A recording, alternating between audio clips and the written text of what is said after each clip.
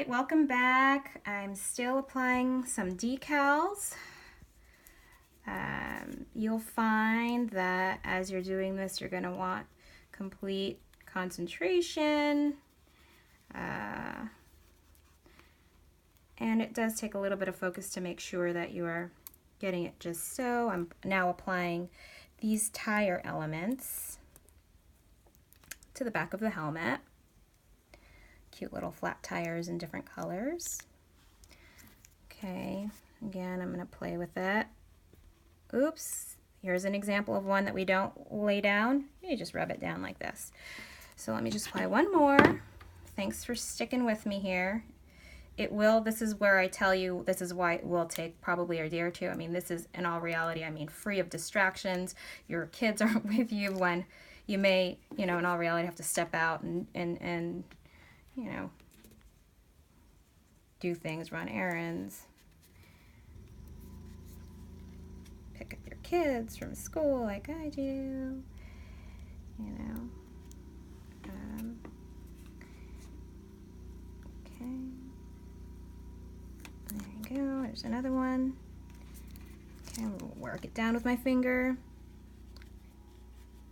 For the most part, even though you can use a credit card, I find the fingers are just fine. One or two more elements. Almost done. I think this is shaping up to look really nice. And if you bought this particular design, I sure hope that you're happy with it. How cute are these hazard signs?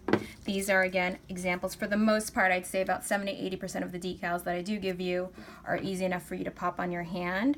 There will be some items like the text that take more time, and there will be items certainly in this area that you're going to continue to have to work at. This is an example, especially for the monograms, where you're going to probably have to use the card to work out the air bubbles, and this will take time.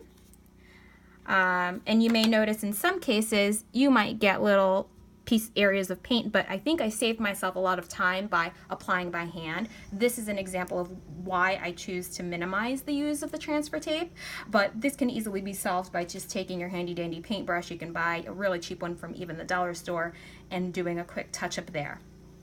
So let me just show you the finished helmet. This was a custom design we recently put out, but we have a cute little monogram. Again, I would go back and work on this, work out the air bubbles for the sake of time.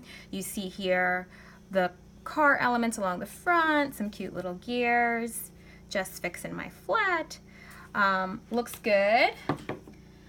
Then what I would do is once you're done and you're happy with how everything has turned out, what I then do is you take your sealer, well, assuming if you might have some touch-ups to do here and there, let that dry, and after all the paint has been touched up, then you just go ahead and you just brush right over it. Don't worry if you see it looks, you know, somewhat like a whitish sheen. That'll dry clear, okay? So you can see I'm being very generous with it. And make sure, where possible, you'll see here, see this is still sticking up, I just press that down. You know, you're happy with it, make sure you press it down, and that'll help keep it from lifting. I'm not going to paint this whole thing for you on video, but just showing you one section. Again, if I were here, this whole decorating process may take you upwards of an hour.